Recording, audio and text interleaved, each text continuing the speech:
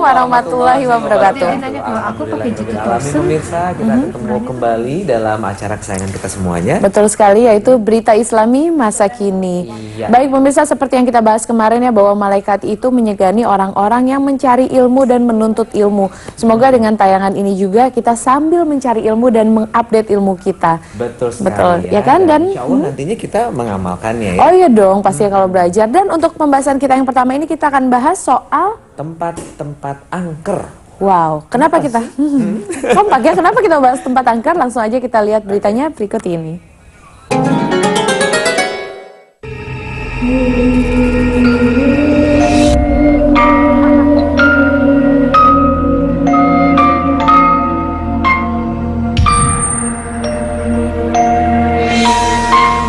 Mengapa rumah menjadi angker?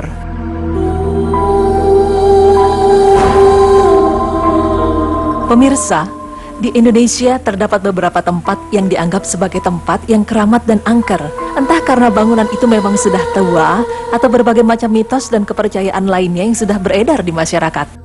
Angker adalah suatu sebutan masyarakat dari mulut ke mulut yang merasa perlu takut terhadap suatu tempat yang dipercaya ada aktivitas gaib di dalamnya. Suatu tempat dikatakan angker biasanya dikaitkan dengan ciri-cirinya, yaitu tempat yang sepi, tempat keramat, ada pohon besar, rumah atau bangunan tua, dan lain sebagainya. Begitu pula di Jakarta, terdapat beberapa tempat yang dianggap angker. Tempat-tempat angker tersebut seringkali dikaitkan dengan peninggalan-peninggalan sejarah. Misalnya, di museum-museum yang ada di Jakarta, kebanyakan di museum-museum terdapat tempat-tempat yang sunyi, sepi, dan bagi sebagian orang juga menyeramkan. Banyaknya patung-patung, lukisan, wayang-wayangan juga menjadikan tempat tersebut terlihat semakin menyeramkan. Bukan hanya museum, terdapat juga beberapa bangunan tua yang dianggap angker, seperti Rumah Pondok Indah yang dianggap angker dengan cerita mitos bahwa ada seorang penjual nasi goreng yang hilang di rumah tersebut. Selain itu ada mitos rumah kentang di daerah Prapanca. Konon di rumah tersebut sering tercium bau kentang dan sering muncul penampakan seorang anak kecil di rumah tersebut. Namun sekarang rumah tersebut sudah kembali rapi dan ditempati sebagai mes. Selain rumah angker, terdapat juga gedung-gedung tua yang sudah tidak terawat lagi, yang tepatnya di daerah Kota Tua. Gedung ini diyakini angker dan tim Berita Islami Masa Kini berhasil mendapatkan statement dari penjaganya mengenai gedung tersebut. Kata orang-orang sih sini angker sih angker, Pak. Gedung bekas perusahaan ini sudah hampir 20 tahun kosong dan dibiarkan tidak terawat. Namun apakah penjaga tersebut pernah dijumpai makhluk halus di gedung tersebut? Kan cuma dengar suara-suara doang, apa bunyi-bunyi gimana gitu. Ada ya cuma bayang-bayangan sekilas dong, nggak ganggu dia. Tempat angker berikutnya adalah terowongan Casablanca. Banyak sekali mitos nih yang beredar mengenai tempat ini. Namun seperti apa komentar masyarakat sekitar tempat tersebut mengenai terowongan Casablanca? Kalau penampakan saya lihat sendiri karena saya tidurnya di sini, di Gubuk. Waktu sekitar tahun 2005 ya, 2005-2004. Itu saya lagi tidur, kayak ada yang dudukin, Pak. Tapi makhluk gede gitu, kayak genderuwo. Itu saya bangun, saya kejar keluar, saya ingat jam 2 malam, nggak tahu malam Jumat. Saya pulang, nggak berani tidur sini. Tapi saya berasa didudukin gitu. Terus yang pertama, yang kedua, lagi masak saya di dalam, belakang, diketawain sama kuntilanak di sekitar sini. Kayak saya juga, penumpang ojek saya ngelihat saya di belakang saya ada orang gede gitu. Makanya dia nanya, Bapak kok nggak takut? Katanya di belakang ada orang gede begitu, katanya gitu. Pemirsa, konon di tempat ini sering terlihat penampakan wanita cantik maupun nenek-nenek yang sedang menyeberang jalan. Namun sebenarnya, bagaimana sejarahnya hingga tempat ini bisa dianggap angker? Kalau kata orang sini, dulunya makam, Pak. Ya di sekitar sini ada makam keramat, Pak. Di sini, tapi saya kurang tahu ya makamnya, teman dari orang-orang sini aja ya. Orang-orang tua yang di sini tinggal, katanya sini makam, terus ini pemakaman juga. Itulah beberapa tempat yang dianggap angker di daerah Jakarta. Pemirsa, lalu sebenarnya mengapa suatu tempat itu bisa menjadi angker? Rumah menjadi angker disebabkan adanya makhluk halus yang masuk dan tinggal di rumah tersebut. Lalu mengapa rumah kita dapat dimasuki makhluk halus?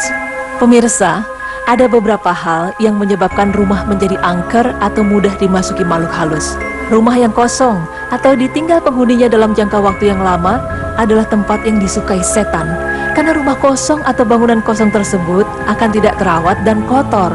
Rumah kosong tersebut jika tidak pernah dijamah manusia dan tidak pernah ada lantunan ayat suci Al-Quran di dalamnya. Selain itu, masuk rumah tanpa berzikir akan memudahkan setan untuk ikut masuk bersama kita ke dalam rumah. Dalam sebuah hadis menyebutkan bahwa Rasulullah SAW bersabda, jika seseorang memasuki rumahnya lantas ia menyebut nama Allah saat memasukinya, begitu pula saat ia makan, maka setan pun berkata pada teman-temannya, kalian tidak ada tempat untuk bermalam dan tidak ada jatah makan. Ketika ia memasuki rumahnya tanpa menyebut nama Allah ketika memasukinya, setan pun mengatakan pada teman-temannya, saat ini kalian mendapatkan tempat untuk bermalam. Ketika ia lupa menyebut nama Allah saat makan, maka setan pun berkata, kalian mendapat tempat bermalam dan jatah makan malam. Hadis riwayat Muslim 2018.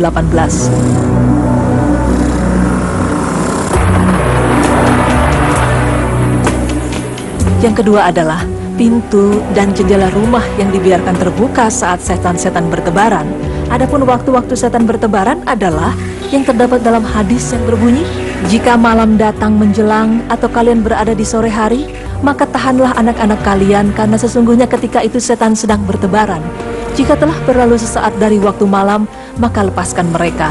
Tutuplah pintu dan berzikirlah kepada Allah karena sesungguhnya setan tidak dapat membuka pintu yang tertutup. Tutup pula wadah minuman dan makanan kalian dan berzikirlah kepada Allah walaupun dengan sekedar meletakkan sesuatu di atasnya. Matikanlah lampu-lampu kalian. Hadis riwayat Bukhari 3280, Muslim 2012. Berikutnya adalah memelihara anjing dan terdapat lukisan atau patung-patung yang bernyawa dalam rumah.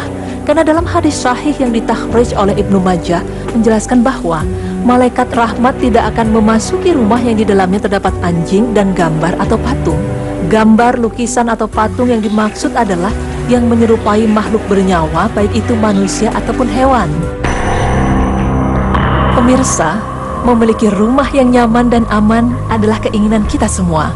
Namun bagaimana caranya agar rumah kita terhindar dari setan? Ada beberapa cara agar rumah kita terhindar dari setan.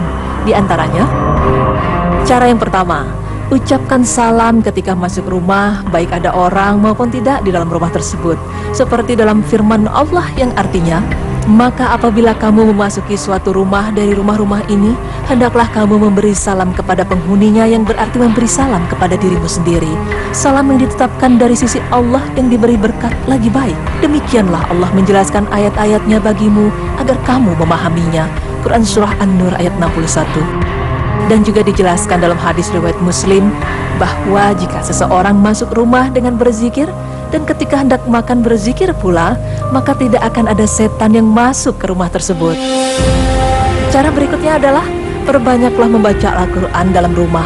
Karena jika seorang mukmin sering menghiasi rumahnya dengan bacaan Al-Quran, maka akan banyak kebaikan dalam rumah tersebut. Di samping itu, membaca Al-Quran di rumah dengan penuh kehusyuan menjadikan para malaikat akan mendekat.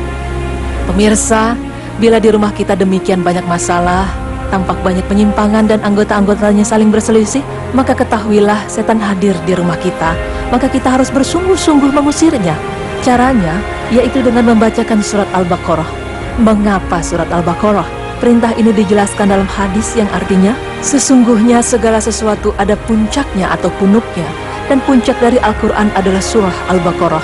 Sungguh setan bila mendengar dibacakannya surah Al-Baqarah, ia akan keluar dari rumah yang di dalamnya dibacakan surah Al-Baqarah tersebut.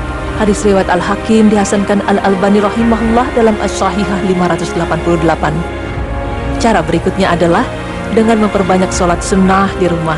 Seperti yang dijelaskan dalam hadis Bukhari yang menjelaskan bahwa jangan kita jadikan rumah kita seperti kuburan, maka kita harus sering mendirikan sholat di dalam rumah.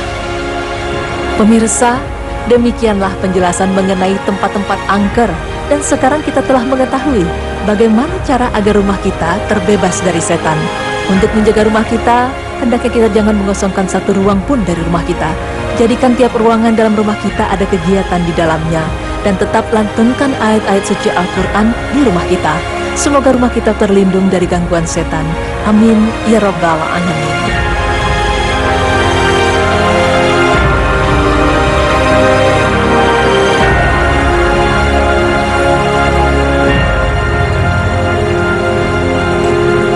Baik pemirsa, emang ya di Islam juga kita diajarkan untuk tidak berlebih-lebihan, semua secukupnya aja. Ibaratnya rumah juga nggak usah terlalu besar, karena ruangan yang kosong lama itu justru bisa menjadi tempat setan. Betul, dan ternyata tempat-tempat angker itu nggak jauh-jauh dari tempat tinggal kita sendiri jika rumah kita tidak dilantunkan ayat-ayat suci Al-Quran ya. Mudah-mudahan dengan tayangan tadi kita semakin cinta dengan Quran, kita mesti membacanya dan mengamalkannya. Ya, dan semakin paham juga bagaimana kita menghiasi rumah kita, menghidupkan rumah kita dengan amalan-amalan kepada Allah, semoga tidak banyak setan di dalamnya. Amin. Baik pemirsa, untuk berita selanjutnya, ini kan kemarin lagi rame banget ya, banyak sekali orang-orang yang terkena masuk rumah sakit karena minum miras oplosan. Waduh. Tapi apapun itu di Islam emang kita tidak dianjurkan, tidak perbolehkan minum minuman alkohol. Kenapa? Kita akan bahas itu, oleh karena itu jangan kemana-mana, tetap di Berita Islami Masa Kini.